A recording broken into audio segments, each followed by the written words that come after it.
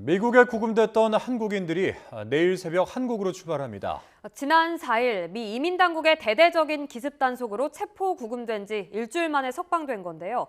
관련 내용은 이정환 한양대 경제금융대학 교수와 이야기 나눠보겠습니다. 어서 오십시오. 네, 어서 오십시오, 교수님. 자, 마침내 미국에 구금됐던 한국인 300여 명이 석방돼서 이제 내일 귀국길에 오르게 된 건데 일주일 동안 굉장히 또 우여곡절도 많았고 긴박한 상황들도 많았습니다. 우리 교수님 어떻게 보셨습니까? 일단은 굉장히 당황스러웠다라고 말씀드릴 수 있겠고요. 특히나 이제 우리나라 투자 같은 것들은 이제 미국 기업들이 미국 지방에서 굉장히 환영하는 투자라고 보시면 될 것 같거든요. 애틀랜타는 사실 한국인들이 현대차라든지 이런 공장을 통해서 이미 많이 살고 있고 한국인 저변이 굉장히 많은 어떠한 지역인데 이 근처 조지아주 전체에서 지금 흔히 말하는 한국인 기업에 대해서 이민자 문제로 이런 태클을 걸어서 약간 추방 같은 형식의 일이 일어난다라는 것들이 사실 좀 납득하기 어려운 상황들이었다. 이게 우리나라가 처음 간 지역이었으면은 이런 문제에 대해서도 좀 이런 일이 일어날 수도 있었을 거라고 생각할 수 있었을 텐데 우리나라 이미 기반이 굉장히 많이 닦아놓은 지역이기도 하고 이런 문제가 갑자기 사실 우리나라가 3,500억 달러의 투자를 앞으로 이어가야 되는 이런 시점인데 갑작스럽게 이렇게 일이 일어나다 보니까 사실 좀 당황스러운 것이 굉장히 많았다. 그리고 사실 어제 이제 비행기가 출발했었어야 됐는데 못 출발한 거 역시 좀 당황스러워. 어떻게 보면은 납득하기 어려워. 그러니까 빨리빨리 귀국을 해서 일이 처리가 되면서 외교적인 문제까지 봉합이 되었었어야 하는데 그런 게 좀 원만하지 않은 측면들이 분명히 있었다는 말씀 드릴 수 있을 것 같습니다. 예. 그렇다면 앞으로 대미 투자에는 어떤 영향을 미치게 될까요? 이번 사건이? 아무래도 이제 대미 투자 자체에 대한 영향이 좀 있을 거라고 생각을 하고 있고요. 지금 우리나라가 하는 방식으로는 이런 이민자 문제를 약간 회피할 수 없다라는 이야기를 좀 드릴 수 있을 것 같습니다. 사실 해외 공장을 지으려 그러면 이제 해외 건설법이라든지 뭐 설계 이런 것들에 대해서 굉장히 많이 바뀌는, 그러니까 우리나라와 제도적으로 바뀌는 측면들이 분명히 있거든요. 이런 것들을 좀 해결하기 위해서 또 우리나라가 공장을 짓는 속도 같은 것들을 맞추기 위해서 지금 LG 에너지 솔루션이라든지 여타 기업들이 한국인 근로자를 좀 파견을 시켜서 이 공정을 빠르게 할 수 있고 공정을 공정에 대해서 한국과 커뮤니케이션을 잘 할 수 있는 체계를 구축해 놨는데 사실 이런 방식으로는 지금 이민법에 걸린다라는 게 어떻게 보면은 확인이 되었기 때문에 이 전반적인 프로세스, 그러니까 미국의 공장을 짓고 어떻게 인력을 배치해서 미국의 공장 짓는 것을 가속화시키고 완료를 하고 이런 것의 전반적인 체계를 다시 짜야 되는 문제이기 때문에 이게 뭐 사실 그러니까 근로자 개인에 대해서는 어떠한 불법 출방에 대한 어떤 아픈 기억 이런 게 있을 수 있지만 기업 입장에서는 미국의 투자 그리고 미국의 공장을 짓는 것 자체 프로세스를 재설계해야 되는 아마 이런 일이라고 개인적으로 생각을 하고 있습니다. 그러니까 뭐 당초 예상했던 스케줄보다는 석방이 조금 지연된 건데 그 이유가 그 외교부 관계자가 이제 밝힌 내용을 보면은 트럼프 대통령이 이 구금된 한국인들에 대해서 귀국 대신에 미국에서 좀 더 계속 일을 하면서 미국의 인력을 교육해달라 이렇게 권했기 때문으로 전해지거든요. 이거는 어떤 의도라고 봐야 될까요? 사실 이제 이 미국에서 교육을 할 수 있는 비자가 있습니다. 흔히 말해서 이제 단기 비자라고 해가지고 우리나라 사람들이 미국에 가서 세미나를 하고 교육을 하고 회의를 하면서 비즈니스를 할 수 있는, 다만 여기서 근로를 할 수 없는 비자가 있는데 이 비자를 통해서 간 직원들이 상당히 많은 거라고 약간 추측은 할 수 있고요. 이분들이 계속 남아가지고 비자가 허용하는 안에서 공장 짓는 속도를 늦추지 말고 빨리빨리 지어라라는 어떻게 보면은 빨리 투자를 가속해야라는 의미가 있었다라고 크게 해석을 할 수가 있습니다. 트럼프 행정부 입장에서도 이러한 비자 문제 때문에 공장 건설이 단절되면은 그 지역의 유권자들에 또 문제가 생기거든요. 특히나 미국 지역 같은 경우에는 그러니까 지방자치단체, 지방자치정부의 힘이 워낙 세다 보니까 이런 어떻게 보면 공장을 유치하기 위해서 지자체의 노력, 그러니까 지방 주정부라든지 이런 노력을 어마어마하게 하고 세제 혜택까지 준 사항에 대해서 특히나 이 비자 문제를 통해서 어떻게 보면 이런 문제가 촉발되다 보니까 어떻게 보면 이 전반적인 프로세스 속도를 늦추지 않게끔 하는 일종의 방안은 제시했으나 아무래도 이게 구금당한다든지 일종의 강제 추방 같은 것을 당하는, 사실은 뭐 자진해서 이제 한국에 자진 출국에서 나오고 있긴 하지만 뭐 이런 상황들이 되다 보니까 재정비하고 가는 게 사실 맞긴 맞다. 그래서 한국 쪽에서는 재정비를 원했고 그래서 자진 출국했다라고 아마 이해하시면 될 것 같습니다. 예, 말씀해주신 것처럼 근본적인 문제는 이 비자 문제가 되겠는데요. 조현 장관과 그리고 루비오 장관, 이 비자 문제에 대해서 협의를 비자를 했습니다. 실제 성과로 어떻게 이어질까요?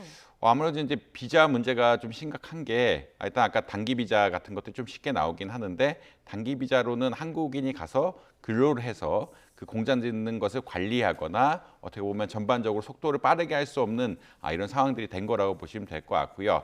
이 이외의 비자로는 미국은 뭐 H-1B 비자 같은 그러니까 흔히 말하는 고급 과학자들에게 나온 비자가 있는데 이 고급 과학자들에게 나온 비자는 일자리 측면에서는 굉장히 자유롭습니다. 일하는 측면에서 굉장히 자유롭긴 하지만 흔히 말해서 나라별 쿼터 같은 게 있어서 굉장히 좀 얻기가 힘든 비자라고 이야기할 수가 있겠습니다.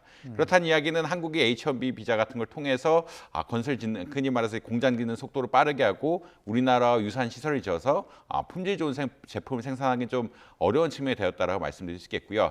그렇다는 이야기는 어떤 거냐면 이 단기 비자에 대해서도 교역 이후에 조금 어떻게 근로를 할 수 있는 기능이 는다든지 아니면 새로운 타입의 비자, 호주가 이제 미국에 진출할 때는 일종의 새로운 타입의 비자를 발행시켜서 단기적으로 일종의 근무도 할 수 있는 근로도 할 수 있는 이런 비자를 만들었다고 보시면 될 것 같거든요. 오히려 그런 쪽에 대책을 넣는다든지 아니면 이 고급 과학자 비자 같은 경우에 수량을 좀 많이 받아가지고 한국의 연구 인력 같은 뭐 직군들이 가서 연구를 할 수 있게끔 하는 전반적으로 비자의 쿼터를 늘리고 종류도 늘리고 그다음에 할 수 있는 근로를 할 수 있는 그러니까 흔히 말하는 환경을 더 조성할 수 있는 비자 환경을 만들자라는 그런 이야기로 아마 이해하시면 될 것 같습니다. 예, 그러니까 이번 사태를 조금 한 문장으로 정리를 해보면은 미국의 공장을 짓는데 이 필요한 한국인 기술자들을 위한 적절한 비자가 없어서라고 이제 정리를 한번 해볼 수 있을 것 같아요. 그렇다면은 이제 이 같은 문제가 반복되지 않도록 뭐 짧게는 뭐 단기적인 해법, 길게는 장기적인 해법들이 있어야 되겠지만 말씀해 주신 대로 이제 비자에 대한 이 어떤 재정비 이런 것들이 이루어지지 않을까 하는 생각이 좀 들거든요.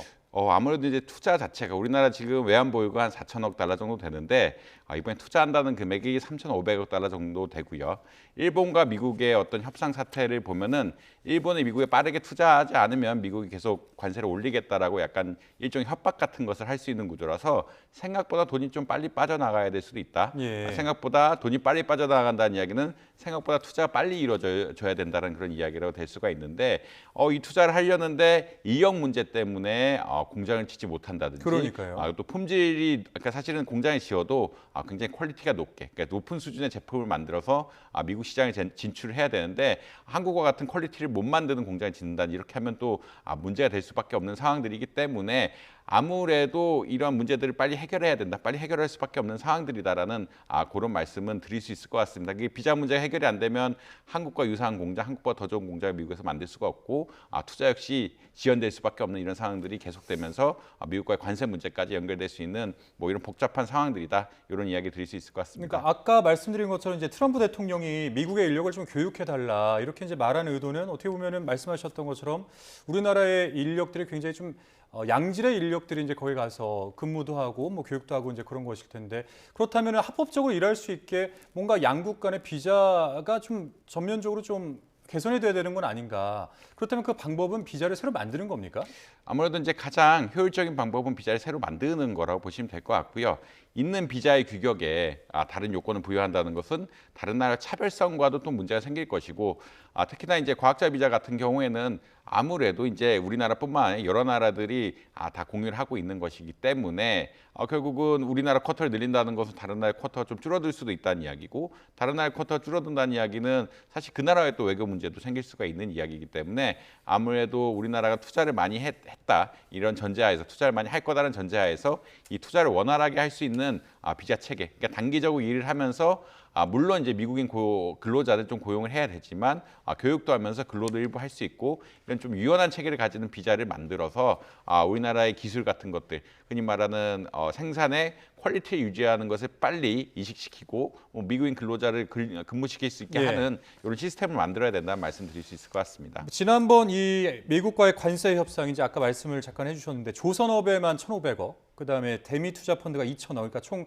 3,500억 달러가 투자가 되는 이 어떤 투자 사업에서 말씀하신 것처럼 우리나라 인력들이 또 대거 넘어가게 될 텐데 이번 기업 말고 이제 앞으로도 이제 지금 이게 재정비가 안 되면 같은 일이 또 반복될 수 있는 거잖아요, 지금. 아무래도 지금 한번 경험을 했고 이런 것에 대해서 어떻게 해결해야 될지 외교적으로 검토를 하고 지속적으로 Q&A가 있을 거기 때문에 이러한 일이 뭐 다시 발생하리라고는 좀 생각지는 않습니다. 근데 다만 지금과 같이 좀 어떻게 보면 일종의 편법, 단기 비자 같은 걸 써서 근로하는 환경 자체가 좀 어려워지다 보니까 이것을 해결하기 위해서 다른 방법들을 좀 강구를 해야 되고 다른 방법들을 강구한다는 것은 기업들 입장에선 비용이거든요. 비용이 자꾸 늘어나고 이게 빨리 해소가 안 된다 그러면 특히나 이제 어떻게 인력을 배치하고 미국에서 새로운 것을 또 그러니까 지금 시스템이 아니라 새로운 방식으로 공장을 짓고 뭐 진출해야 된다는 이런 입장이기 때문에 이 비자 자체를 아까 말씀드린 해결이 빨리 되면서 새롭게 하면 가장 좋은 방법이긴 하지만 그렇지 않다라고 하면은 아예 새로운 접근법을 좀 찾아서 공장을 지어야 하는 이런 이슈가 계속 생긴다.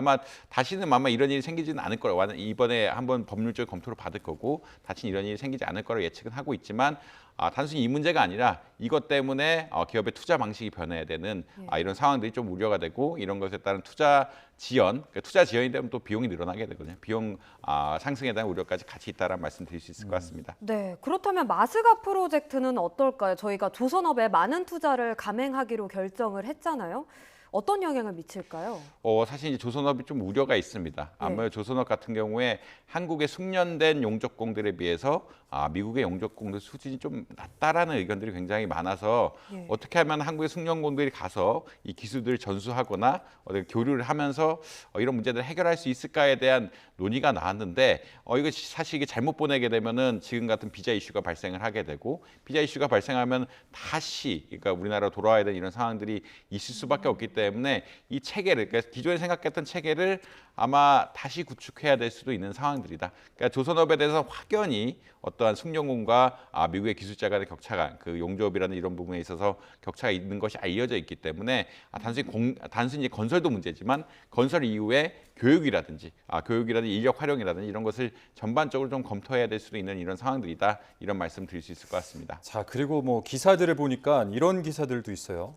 그러니까 미국의 이제 특정 브랜드의 차를 계약을 해놓고 기다리고 있었는데 이번 사태가 터지니까 좀 취소했다. 이런 소비자들이 좀 생겨나는 것 같더라고요. 그러니까 이런 것만 보더라도 이번 사태로 인해서 대미 투자에 좀 뭔가 간접적으로 영향도 있지 않을까 이런 우려도 있던데 뭐 기업 전문가시고 경제 전문가시니까 여기에 대해서는 어떻게 생각하시는지. 사실 이게 감정적으로는 좋은 일이 절대 아닙니다. 왜냐하면 우리나라 투자를 하려고 가는 길에 사실은 퇴거를 당한 일이기 때문에 우리가 돈을 쓰러 갔는데 퇴거를 당한다. 그리고 기본적으로 이제 관세 때문에 억지로 미국에 돈을 쓴다라는 이런 약간의 개념들이 있기 때문에 사실 이제 부정적인 인식이 생길 수밖에 없다라는 말씀드릴 수 있을 것 같고요.